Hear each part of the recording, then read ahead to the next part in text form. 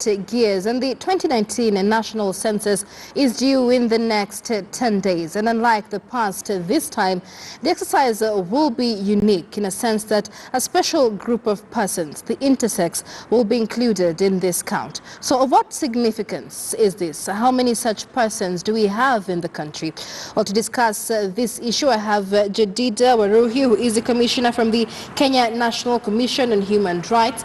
We also have Mr. Mbage Nganga, Chairman, Kenya Law Reform Commission, and last but not least, Mr. James Karanja, who is the founder of the Intersex Society of Kenya. Lady and gentlemen, good morning, and many thanks for making time for us on News Center today. Let's perhaps begin with you, Jedida, talking about the fact that Kenya is set to make world history. Really, as the first African country and the second worldwide to collect data on intersex persons in this upcoming census. How has this journey been thus far?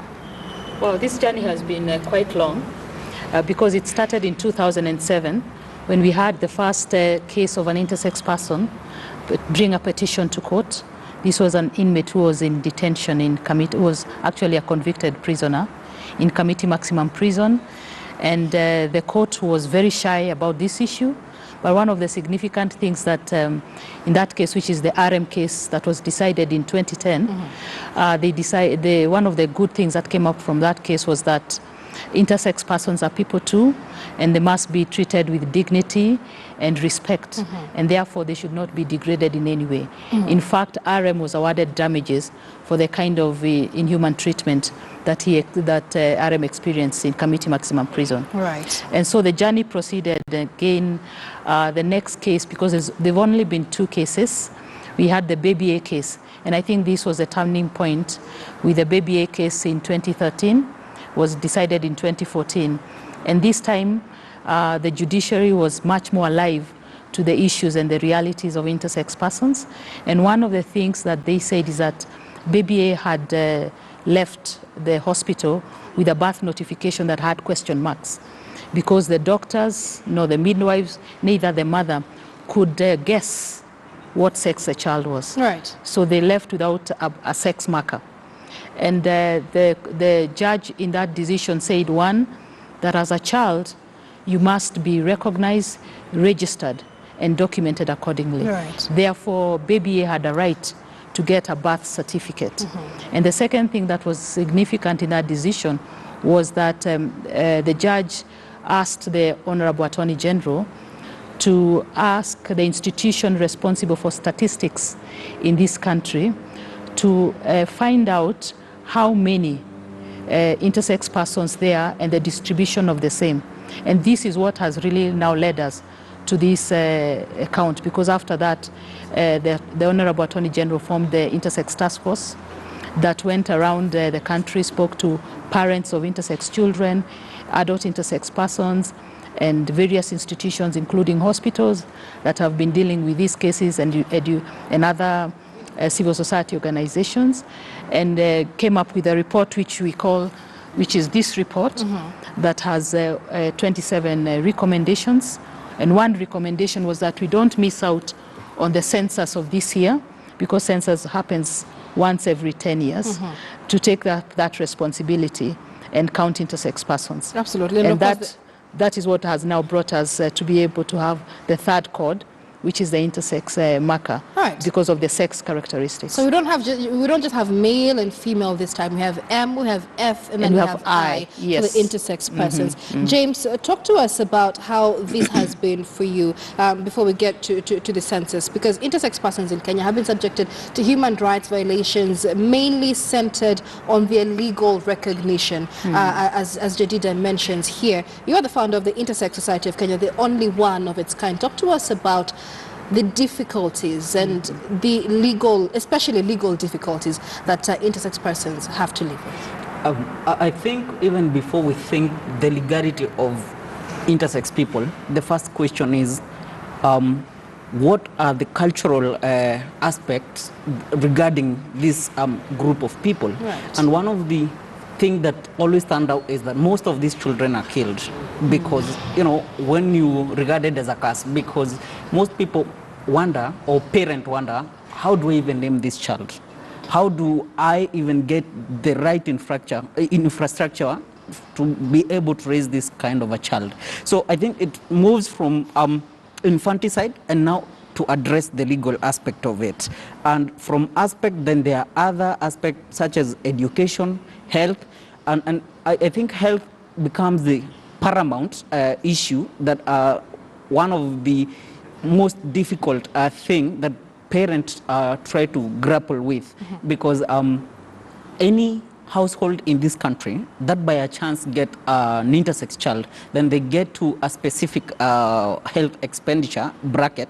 We call it a catastrophic healthcare expenditure. Right. So this is where you use 40% of your income for healthcare expenses. It is very costly, and most of these parents decide that you are just an outcast, and it is a very big problem to these people, or to people like me. Right. I'll come back to you, Mr. Mbage. Let's discuss the fact that intersex persons are now set to be recognized under the law. And there has been a long push, really, for them to be recognized under the law. You come from the Kenya Law Reform Commission. Let's talk about what the journey looks like now for intersex persons moving forward.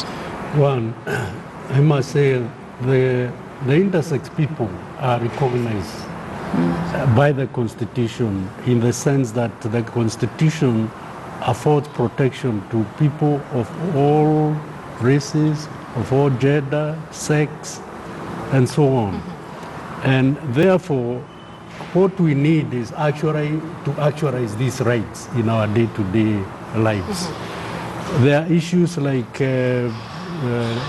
documentation, identity cards, birth certificates.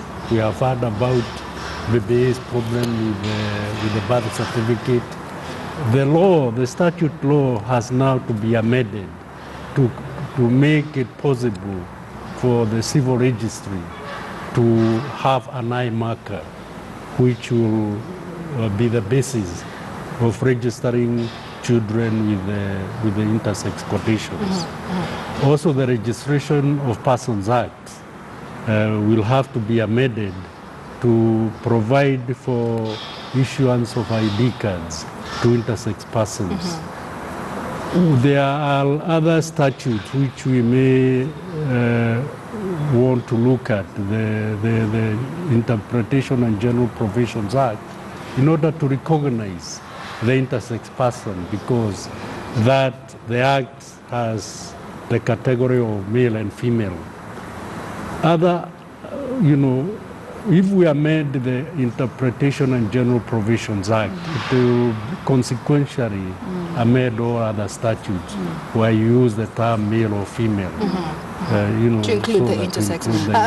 But talk to us also about the importance of the intersex persons being counted in this particular census. How important is that data for this group of people?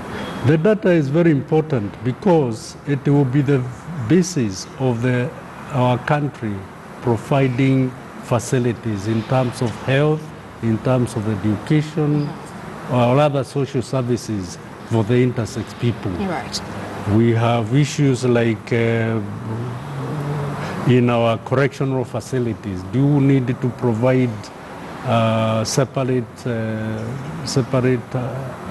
accommodation for intersex people? If so, what numbers are we talking about? If it is educational institutions, do you also need to provide dormitories or physical facilities like toilets for the intersex people? So if we are able to determine the numbers in our population, then it will be easier for the government to plan about the resources to be availed towards the intersex people. Right. And James, I want to come to you for just clarification of several issues, because like you mentioned, this isn't even just about the legality and the human rights violations. It begins all the way from birth. It is an African society. There's taboos, there's beliefs, there's issues like infanticide, as you mentioned. What happens when an intersex child is born, or what should happen when an intersex child is born right from hospital? So that question, I understand it in two contexts. In the current era we live, and maybe in the cultural aspect, or the beliefs we have as an African society. And to any parent who by a chance get an intersex child, I think it comes there are parties who feel as if they are betrayed. For example, why would my wife give birth to such kind of a child? Did you go and have something outside there? And then most of these children have broken a lot of marriages. Because when it comes to naming, most fathers don't want to be associated with having such kind of a child. Right. And it becomes a very big problem. It has a lot of mental health, most to women compared to men. Because looking at the data we have as an organization, I think 80% of us, including me, we've been raised by single mothers because our fathers ran away. They could not believe, having such kind of a child. So I think as much as it answers the legalities, in regards to these intersex people, it will have some sort of a remedy from a social aspect to most of these homesteads that have this kind of children. I think when you think of it culturally, again, most people will opt for, throwing these children away. And one of the things that even most people don't try to address is that we have a lot of intersex children in most children's centers. Right. Because, you don't want to kill, but at the same time, you don't want to have this child in your homestead. So the best option is you go and throw away the child.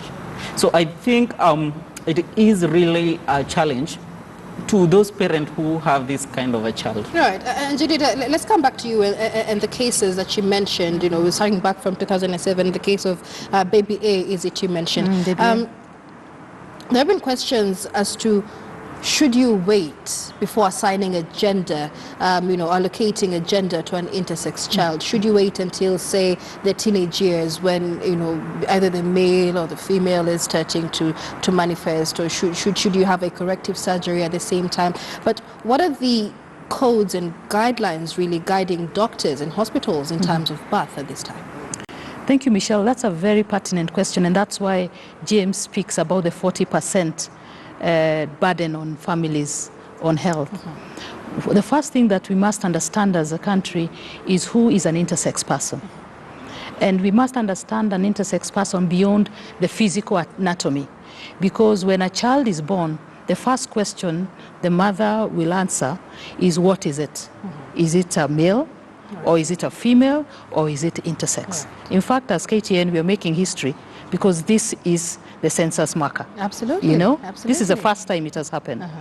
So when that answer is, there's a doubt in terms of answering it male or female, then it means then it's an intersex. And what is an intersex? It's beyond the physical, because you have to look at the chromosomes, because intersex also can present itself through mixed chromosomes. It also presents itself through the hormones, and also it presents itself through the gonads. That means internally, even if I physically present myself as a female, internally I could have ovaries and I could have testes. So we must do comprehensive tests even before the mother delivers. The same tests we do during the antenatal clinics, now we enhance them by including the intersex reality. Now when we do that, then it means we are not going to be stuck only on the physical. Do we have that in Kenya? We don't have medical protocols to guide that process, because it all starts from testing. First of all, we started by acknowledging we are male, female, and then intersex. Right. Then you test, and then you begin karyotyping and other things to know what sex are you dealing with, because we're talking about test characteristics. One of the recommendations of the Intersex Task Force is that the medical fraternity, with guidance from the Ministry of Health, needs to develop medical protocols so that we are able to take care, from a public health perspective, the health aspects of an intersex person. And each intersex person is an individual because they present differently. They could look similar, but they are very distinct. Then 2 is, what that will do is that we will reduce and stop on unnecessary surgeries, especially the sex normalization surgeries. The surgeries where a child will be put into the male gender, male sex, or the female sex, because they are intersex. It doesn't matter how much you normalize. For example, Karanja, he was recorded as a girl, Mary Waithera. So if he was to be if he had been put through the surgeries, he would have been normalized physically as a girl. Look at Karanja now. Right. And when should this happen? That's the next question for us. If there are to be surgeries, they must be from a health perspective, not from a sex normalization perspective. Then 2, let's have the child mature, get into puberty, and let the hormones and other aspects normalize themselves. Because we spoke to a very nice doctor who told us hormones are not they're not assigned, they assign themselves. So let my body assign itself to that intersex variation that I am. Right. Then you have the whole issue of informed consent. Let the child be part of that decision, because this is a lifetime decision. Whatever surgery you do is lifetime. So let that consent also be informed so the child understands this is what I'm going through. The mother, the parents or guardians understand this is what is going to happen. And this change is for life. So that we are not just normalizing or doing surgeries to correct. There are exceptions in terms of health. There are exceptions in terms of emergency. For example, there's one condition called CAH. This is a very important diagnosis for every doctor to have, because babies die before they are 2 weeks because they waste out their salts. So if the nurses, the doctors are not aware, then it means that child, and especially the male child, will most likely die. And all they need is a hormonal injection just to boost up and normalize the hormonal deficiency. That's it. So that's a good emergency intervention to save life.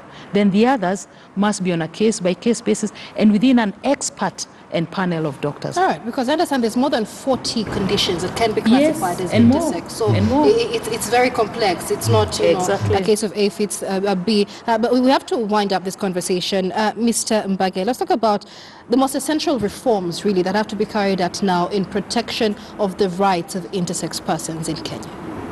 As I have mentioned, one of the most important one is one regarding documentation, because this is the basis on which all your life you're having to produce documents.